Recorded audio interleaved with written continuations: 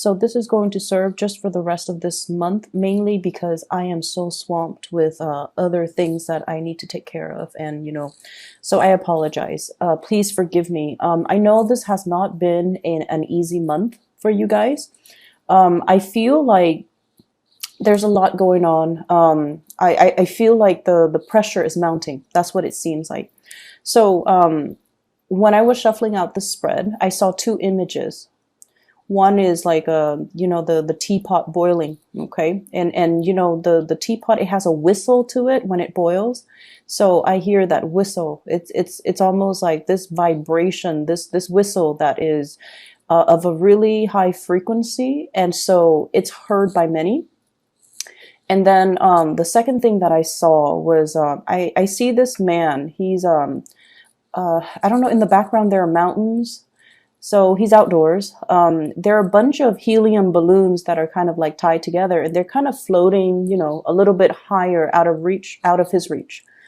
But they're just kind of floating, a cluster of them. And then there are a bunch of little children, short little kids, just underneath. And then the helium balloons are here, different colors. And he's there with his son. So then his son says, "Oh, I want a balloon." So he puts his son on his shoulders, and his son was able to reach and grab one of the balloons. So then his son descends, and, the other kids see this. And they're like, "I want balloons too." So they start swarming the man. They started to, climb up his knees, his legs, his shoulders, and he was trying to fight them off. Well, not really fight them off, but kind of fend them off, or kind of, brush them off. And then he feels bad. So then he puts each one of them on his neck so that they could reach a balloon, one after the other. And when I saw this, I was thinking, why doesn't he just grab the whole bundle of balloons, because they're tied together, and just distribute them one at a time? Why does he have to go through the trouble of placing every single child on his shoulders for them to get their own balloons? So it's a very interesting imagery. So anyways, the thing that really stuck out for me, and especially, corroborated in this spread here, is this idea of getting swarmed, okay? Getting swarmed, getting overwhelmed, feeling like everybody wants a piece of you, okay? But I feel, that concept, everyone wants a piece of me. It feels almost very physical, like very sexual, very physical, but at the same time, it can feel very, very overwhelming. Okay. It's almost like you're being pulled in many, many different directions. Everybody needs you. You need to sign this. You need to look over this. You need to come here. You need to take care of this for me. You need to get these things done. So I feel like no matter what capacity you're working in, everyone wants a piece of you. You're being commandeered to go in different directions. You're being called to show up at certain events. You are just pretty much in very, very high demands. And there's just a lot of responsibilities, I feel, imposed upon you. And I also feel like, you are a little bit of a bleeding heart, where people can do things on their own, but I feel almost like you want things to be done right. You want to come to other people's rescue, and you're not one to kind of ignore the call of distress or distress signals that other people are sending out. So I feel like there's this innate sense within you that you want to do things right and you want to help others. But I also feel like, based on the fact that, he doesn't just get a bunch of the balloons all together and distribute them. I feel like there is a smarter way to do things. And whatever your work process involves, maybe there is a way to streamline it. Okay, maybe there's a way to streamline it. Maybe there's a different way from what you're used to that will have a more streamlined result, it could be more effective. So I feel like look at the workflow, look at the processes, look at the procedures, look at the actual physical actions that you're doing, and figure out, maybe there's a different way to do things. Maybe it doesn't have to be, putting every single child on my shoulders so they can grab their own balloons. Maybe I can be the one in charge and distribute. Okay. So the energy of taking command of a situation is coming in really very strongly. And what you have here is the Emperor. This is the voice of authority, the person that is kind of like the pillar of stability and strength in a situation. And he makes decisions not from a heart, not from the heart space, or he can't be emotionally swayed. This is somebody who exhibits the energy of, a person in power, a person that is highly regarded, well respected, looked up upon. But at the same time, I feel like, there is a rigidity here.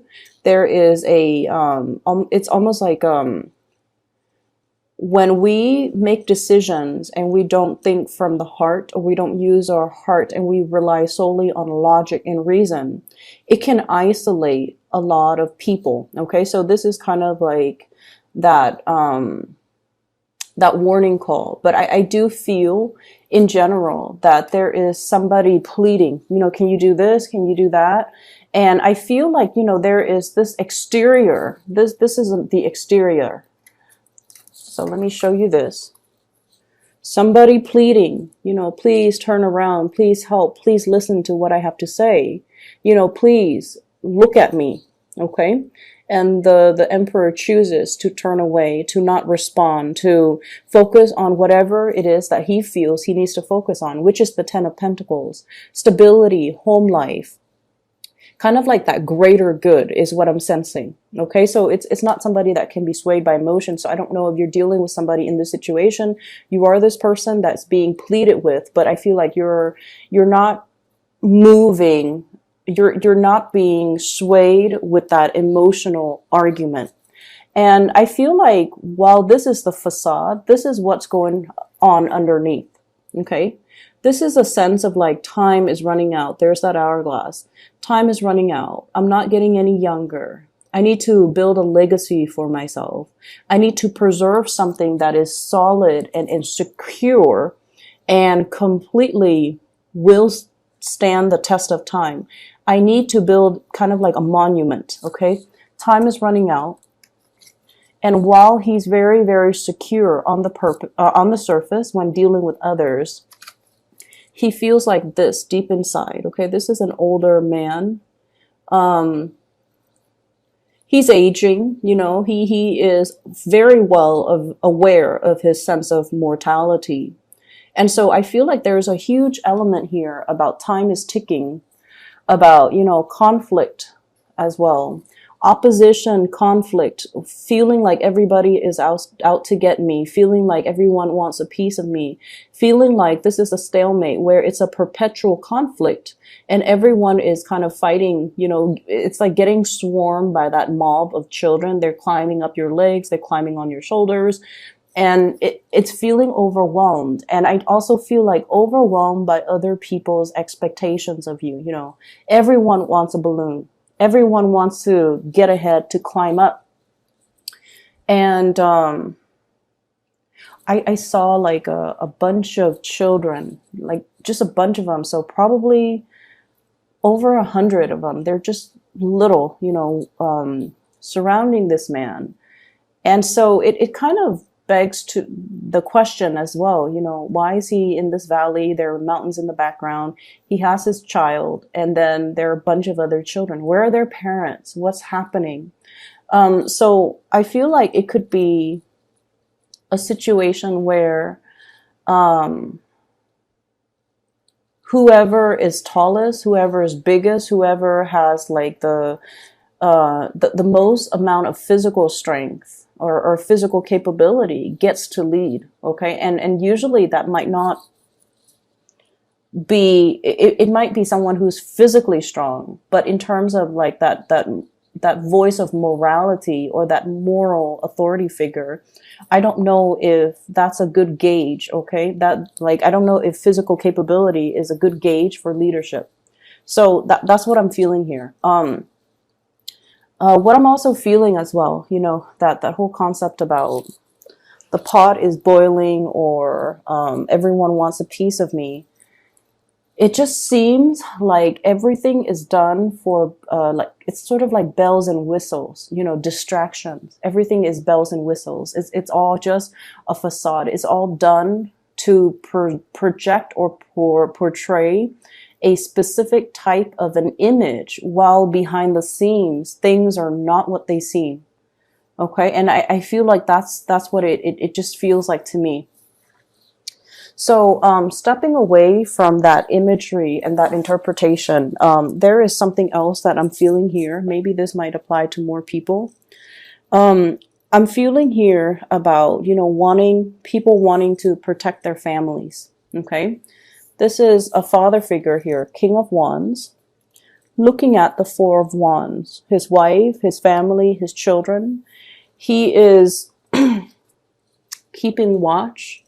He's not sleeping. He's keeping watch. He's looking over his children. So there is a very strong concept of protecting what is mine. Okay, taking care of my children first, taking care of my family members first. Everyone else can wait. I am going to take care of what's mine. And then if I have energy left over, if I have resources, then I'm going to give it to everybody else. So it's almost like taking care of number one, but I feel like it's taking care of people that are close to us, people that are vulnerable, and especially people that we have emotional linkages to. So I feel like that's where this is coming into the picture. If you're dealing with another person, especially a fire sign, Sagittarius, Aries, or Leo, this is somebody that is willing to, they're bold, they're brave, they speak their truth, they speak from the heart, and they're not afraid to fight for the things that they believe in, okay? They're not afraid to, you know, take the first strike. They're not afraid to get their hands dirty to protect what's theirs. So there is a huge, immense energy of I want to protect what's mine. Okay, so once again, it's that whole concept about I want one, I want a balloon, I want everyone wants a piece of me. So I feel like the energy for this week, it's really about gauging people's motives, gauging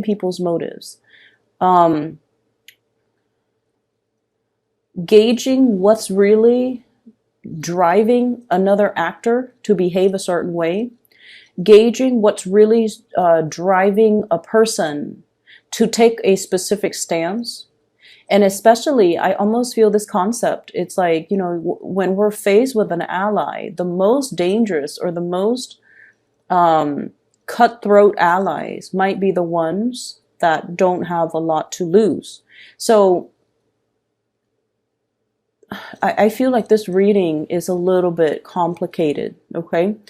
And there are a lot of ideas kind of thrown about here. There's ideas about generosity and selfishness. There are ideas here as well about, you know, ideological beliefs and what motivates or what drives a person, and needing, I feel like for you Geminis, needing to understand what is their motivation so that I can co-opt them, okay? So that I can make a persuasive argument, which is something you're very good at, and then I can bring them to my side, okay? And then the third message here is definitely about this concept of aging, realizing our mortality, realizing that time is running out, realizing as well that it's a situation, and especially if you've been in a conflictual situation with another person, it's almost like somebody wanting to go to come back into the fold, somebody wanting to make amends, somebody possibly begging and pleading for forgiveness, or even for like, hey, come back in. Let's work this out. Let's negotiate. Let's put aside this conflict, this silliness, because it doesn't really have a resolution, or it doesn't really lead to anything. But I also feel like deep down somebody wants to come into the fold, or to be invited back in, but they are portraying an image of someone who's very stubborn, who's like, oh, I don't need you, you know, who's turning their back. So they feel one way, but their outright actions and demeanor indicates a different way. indicates otherwise. So while they want to compromise, while they're feeling vulnerable and exposed, and they feel like I need to make amends because time is running out, their outward demeanor doesn't show any of that. And so it's a very bipolar type of a reading, honestly, because I feel like there are a lot of ideas and concepts that are working kind of like in opposition to one another. And so I just feel like, you're being torn in different directions. You have a lot of demands that are imposed upon you. You're dealing with people who might be very, very self-serving as well, and they all want a piece of you. And you're just like, tell me something I don't know, you know? Don't talk about your experiences personally. Talk to me about these greater, bigger themes, how these actions are going to benefit, everybody as a whole. So I feel like you're looking for bigger, broader concepts. You're looking to, with this Emperor energy, it's almost like he makes decisions for the greater good. He cannot be swayed by individual sob stories. Okay, he makes decision from a place where he feels like it's for the greater good. But at the same time, there were a lot of people, a lot of little children, all wanting the balloon, and they swarm the man, they climb on him, and there's just this free for all kind of scramble that you're just like, no, it's not going to work. If that's what it leads to, that's just organized chaos. There has to be a better way to do things. And I feel like you might be wanting to arrive at a different way to do things. It's not completely the best optimal way yet, but for you, it's a manageable solution. Okay. So that's what I'm feeling here. Let me see. We have here fire sign, Sagittarius, Aries, Leo, and we have a water sign, Pisces, Cancer, or Scorpio. If you have a water sign in your environment, okay, this is somebody that you potentially could have a lot of financial entanglements with. This is somebody that knows you in and out. Okay, so they know the facade that you put out into the world, and they also know the vulnerabilities that you hide within. They see all the things that are kind of like hidden underneath the veneer, underneath the clothes, underneath everything that you try to hide. Okay, but this energy is somebody who's very pure, who's very loving, who's very forgiving. And so I don't feel like, they're going to use the information against you, even though they're privy to a lot of information. And especially they're privy to, your nakedness and your vulnerabilities. If this is a relationship partner, I feel like this is somebody that sees a lot more than they let on. Okay. This is somebody that is very tolerant of your flaws. They're tolerant of everybody's flaws. Okay. And, they're very observant. They're very intuitive. They are very aware that everyone has their fears, their deepest, darkest fears. I feel like this is somebody that sees through the facade. They see, whatever image you put on, they see everything behind the scenes. They see the self-doubt. They see the paranoia. They see the, whole concept of, I'm very aware of that you're worried about your mortality. Okay. And they never make fun of you. They never poke fun at it. They never, let on that they know. And they would never use all this sacred information against you. They would never use the sacred information against you. So if this is a relationship partner, it's somebody who's very, very, very beautiful. Okay, very trustworthy, very beautiful. And it's somebody that, you can have a really long-lasting friendship, future relationship, or whatever you want with this person. I have here a fire sign. This is somebody that is very, I feel, they fight on an ideological level. Okay. So they fight for the things that they believe in. And I also feel like there's a huge concept here about Gemini stepping into that role where you're morphing from an air sign into more like a fire sign, where you fight for your beliefs, where you stand your ground, where you advocate for some type of a truth that you know that you feel is universal truth or is your truth. Fighting for to protect the people that you believe in, and or I'm sorry, fighting to protect the things that you believe in, and fighting for the people, especially you know your loved ones, family, and so forth, that you care about. So there's huge energy here about upping the ante, taking things another step up, and really, really defending what we believe in, but also vocalizing what it is that we are believing in. And, you know, once again, working hard or finding a smarter way to do things rather than a more labor intensive, time consuming way to do things. Okay.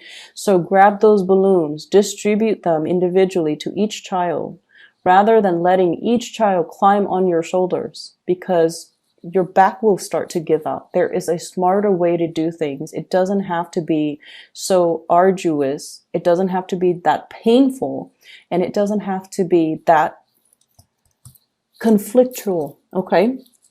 Let me see here. I'm trying to see if there's anything else that is coming through. Give me just a moment.